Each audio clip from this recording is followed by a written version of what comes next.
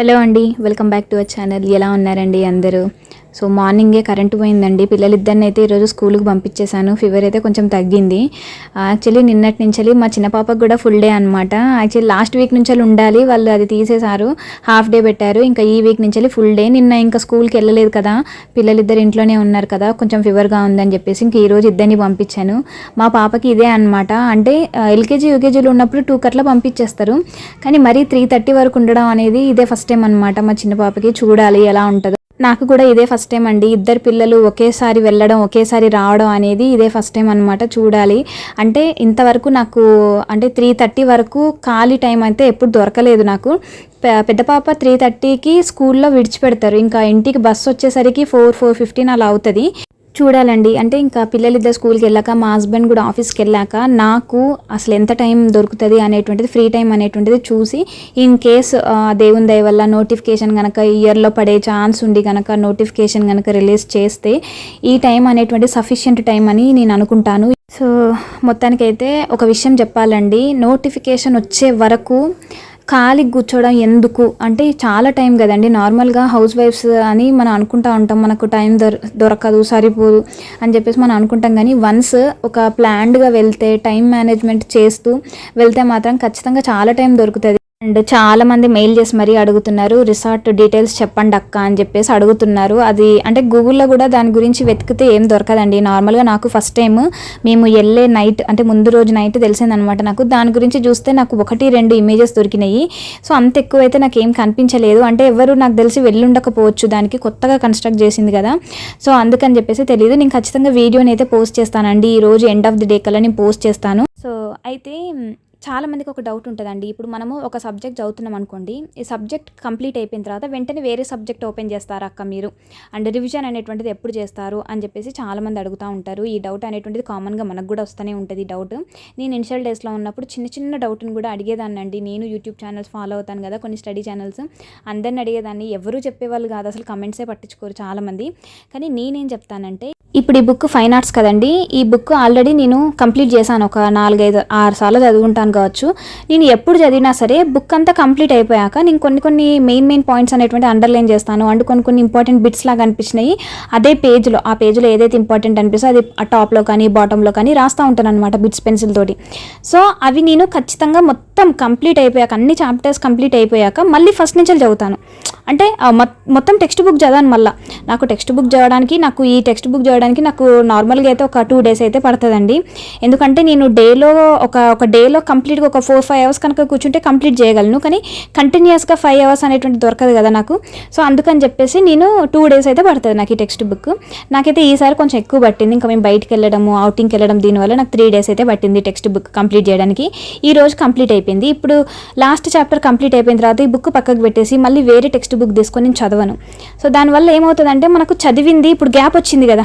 నేను ఫస్ట్ కొన్ని చాప్టర్స్ ఒకరోజు చదివాను, మళ్ళీ కొన్ని చాప్టర్స్ ఇంకో రోజు చదివాను, మధ్యలో చాలా గ్యాప్ వచ్చింది. నిన్న మొన్న నేను చదవలేదు, మళ్ళీ ఈ రోజు నేను స్టార్ట్ చేశాను. అసలు నాకు ముందుదంతా కంటిన్యూటీ అనేటువంటిది రావాలి కదా. సో అప్పుడే నేను నెక్స్ట్ బుక్కి వెళ్తానమాట. సో ఇది ఒకటి గుర్తుపెట్టుకోండి. మనం అనుకుంటాం బుక్ కంప్లీట్ అయిపోయింది అని చెప్పేసి అనుకుంటాం, కానీ ఆ కంప్లీషన్ ఈజ్ నాట్ ఇంపార్టెంట్ అండి. నువ్వు ఎన్నిసార్లు చదివినావు అన్నది ఇంపార్టెంట్ కాదు, నువ్వు చదివిన ప్రతిసారి నీ బ్రెయిన్లోకి ఎంత స్టోర్ చేసుకుంటున్నావు అనేది ఇంపార్టెంట్. నేను నార్మల్గా నేను చెప్తా ఉంటాను కదా, 2 days 3 days అని చెప్తా ఉంటాను కదా. నార్మల్గా అయితే ఒక టెక్స్ట్ బుక్ చాలా కంప్లీట్ చేయొచ్చు, ఫాస్ట్గానే కంప్లీట్ చేయొచ్చు. నేను ఎప్పుడు ఫాస్ట్నెస్ అనేటువంటిది నాకు పెట్టుకోను అనమాట. అది ఎందుకు చెప్తున్నానంటే, చాలామందికి ఇనిషియల్ టైంలో ఒక బుక్ చదవడానికి ఎంత టైం పడుతుంది అనేటువంటిది అడుగుతూ ఉంటారు అనమాట. అసలు అయితే అట్లా అడగకూడదు. ఎందుకంటే డిపెండ్స్ ఆన్ ఇండివిజువాలిటీ. ఒక్కొక్కరికి ఒక్కొక్కలాగా మారుతూ ఉంటుంది. ఫుల్ ఫ్లెడ్జ్డ్గా అంటే మ్యారేజ్ కాని వాళ్ళు కంటిన్యూస్గా 1 dayలో కంప్లీట్ చేయొచ్చు. కానీ నాలాంటి వాళ్ళు ఎంత టైంలో కంప్లీట్ చేస్తారు, ఎన్ని అవర్స్లో కంప్లీట్ చేస్తారు, ఇనిషియల్ టైంలో ఎంత టైం పట్టింది, 2-3 రివిజన్స్ ఇచ్చిన తర్వాత ఎంత టైం పడుతుంది అనేటువంటి తెలుసుకోవాలని చాలామందికి ఉంటుంది. ఎందుకంటే నేను కూడా ఇదే క్యూరియాసిటీ తోటి ఉండేదాన్ని అనమాట. సో నేనైతే మొత్తం బుక్ అంతా కంప్లీట్ చేసిన తర్వాత మళ్ళీ చదువుతానండి. ఇది ఒక్కసారి అలవాటు చేసుకోండి. ఎందుకు అనంటే, మనము ఈ రివిజన్, దీన్నే రివిజన్ అంటారు. సో ఇది కంప్లీట్ అయిపోయింది కదా. యాక్చువల్లీ ఇది అయిపోయిన తర్వాత నేను యాన్షియంట్ ఇండియా, మెడివల్ ఇండియా ఇవి రెండు అవి కూడా టెక్స్ట్ బుక్స్ ఉన్నాయి కదా, అవి నేను స్టార్ట్ చేద్దామని చెప్పేసి అనుకున్నాను. కానీ నాకు ఒకటి ఏమనిపించిందంటే ఇప్పుడు ఇది ఆర్ట్స్ చదివాం కదా, మనం ఫైన్ ఆర్ట్స్ చదివాం కదా, ఇప్పుడు పిల్లలు స్కూల్కి వెళ్తున్నారు కదండి, వాళ్ళు ఈ రోజే కదా స్టార్టింగ్ డే కదా, నాకు నిన్న పంపించలేదు కాబట్టి నిన్న తెలియదు. నిన్న ఒకవేళ పంపించే తీరుంటే నాకు ఈ రోజు తెలిసేది నాకు ఎంత టైం సరిపోతుంది అనేది. పిల్లలు స్కూల్కి వెళ్ళడం స్టార్ట్ చేస్తే అంటే చిన్న పాప కూడా ఫుల్ డే వెళ్తే నేను లైవ్ కండక్ట్ చేస్తాను అని చెప్పాను కదా. అయితే నేనేమనుకుంటున్నానంటే ఎట్లాగో నేను రివిజన్ చేద్దామని చెప్పేసి అనుకుంటున్నానండి. యాన్షియంట్ మెడివల్ అంటే ఇంకా మన ఇండియన్ హిస్టరీ కిందకే వస్తుంది కదా ఇదంతా.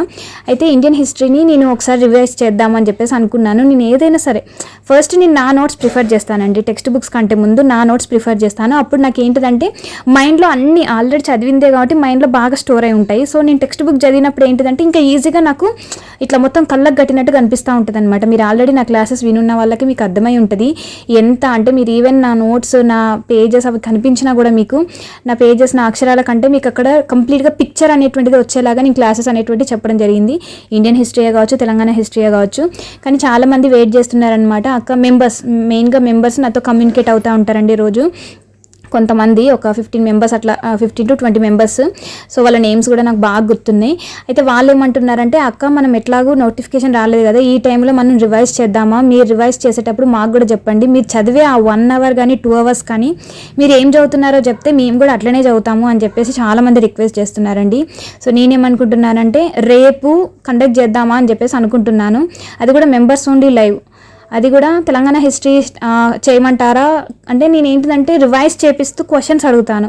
ఎవరైతే మెంబర్స్ ఉన్నారో వాళ్ళకి అయితే ఇండియన్ హిస్టరీ అడగమంటారా, తెలంగాణ హిస్టరీ అది మీ చేతిలోనే ఉంది, మీరు ఏదైతే అదే. అండ్ రేపు కూడా మెంబర్స్ అంటే ఒక్కొక్కరికి ఒక్కొక్క టైం ఉంటుంది కదండి, ఫ్రీ టైము. నాకు మాత్రం ఒకటి చెప్తానండి, 11 to 1 to 2 వరకు, 11 to 12 ఈ టైం గ్యాప్లో మీరు చెప్పండి. ఈ టైం గ్యాప్లో లేడీస్ ఉన్నారు, జెంట్స్ కూడా ఉన్నారు, చాలామంది బ్రదర్స్ సిస్టర్స్ చాలామంది ఉన్నారు మన ఛానల్ చూసేవాళ్ళు. నేను రేపు హిస్టరీ రివైజ్ చేద్దాం అనుకుంటున్నాను. సో తెలంగాణ హిస్టరీ రివైజ్ చేస్తూ మిమ్మల్ని క్వశ్చన్స్ అడగన. చాలామంది నోట్స్ కూడా రాసుకున్నారు మన ఛానల్లో జాయిన్ అయిన వాళ్ళు. తెలంగాణ హిస్టరీ అనేది నేను అనుకుంటున్నాను, ఎందుకంటే ఇంతకుముందు నేను క్లాసెస్ అనేటువంటి చెప్తున్నప్పుడు కూడా నేను చెప్పాను, నేను ఒకవేళ మా పిల్లలు స్కూల్కి వెళ్తే ఫస్ట్ నేను మెంబర్స్కి మాత్రం క్విజ్ కండక్ట్ చేస్తే అది తెలంగాణ హిస్టరీతోటే స్టార్ట్ చేస్తాను అని చెప్పేసి అన్నాను. సో ఆ మాట మీద తెలంగాణ హిస్టరీ స్టార్ట్ చేద్దామని అనుకుంటున్నాను. సో ఒకసారి మీరు చెప్పండి తెలంగాణ హిస్టరీ మీకు ఓకేనా. ఇన్ కేస్ ఓకే అనుకుంటే 11 to 2 ఈ టైం గ్యాప్లో మీరు ఏ టైంలో పెట్టమంటే 1 hour, అది కూడా 1 dayలో కంప్లీట్ అవ్వదండి. ఒక 2 days ఒకవేళ రేపు కనుక అది కంప్లీట్ అయింది అని అంటే చాలామంది కనుక మెంబర్స్ యాడ్ అవుతాయి, మనకి ఇలా రివైజ్ అవుతుంది. ఇప్పుడు చాలామంది మేము ఎలోన్గా చదువుకుంటున్నాం అనే వాళ్ళకి మన ఛానల్ చాలా బాగా యూజ్ అవుతుందండి. నేనేదో చదువుతున్న వీడియోస్ పెట్టి నేను ఒక్కదాన్నే చదువుకొని అట్లా కాకుండా నా ఛానల్ చూసే వాళ్ళకి ఏంటిదంటే నా సైడ్ నుంచి ఏదో ఒకలాగా రివైజ్ చేయడము వాళ్ళకు. అంటే నా ఛానల్ని చాలామంది ఎట్లా అంటే మెంటార్షిప్ ఇవ్వండి అక్క అని చెప్పేసి చాలామంది ముందుకు వచ్చి అడుగుతారండి.